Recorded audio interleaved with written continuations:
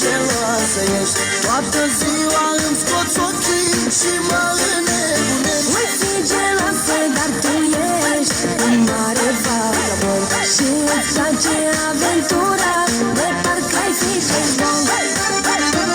Dedicăm cea mai frumoasă melodie din partea noastră, Florinel și Ioana, pentru cea mai tare casă de producție, fără număr production.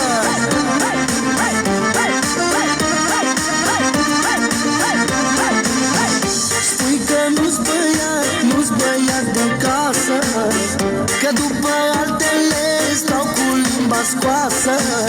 Să știi că nu-ți scot ochii degeaba, că știu eu bine cu tine cum stă treaba.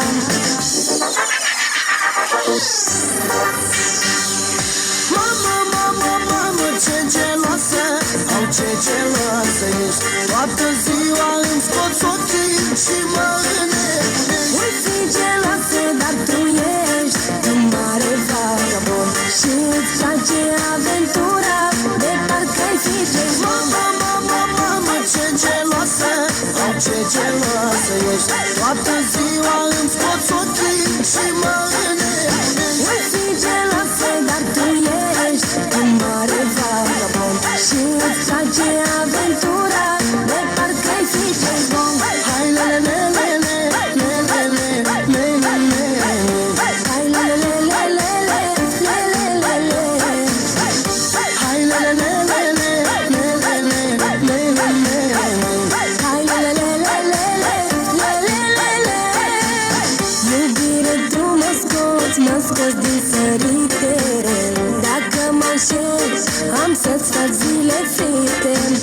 Stai calmă că eu nu-s deloc gagicar, doar îmi place să te țin ca pe jar.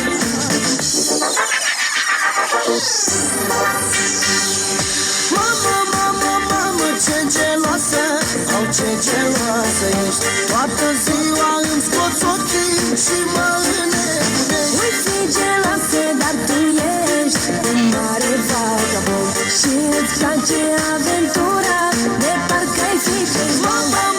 Mamă, ce geloasă, au ce geloasă ești. Toată ziua îmi scoți ochii și mă înnebunești. Voi fi geloasă, dar tu ești un mare vagabond și îți place aventura, de parcă ai fi James Bond.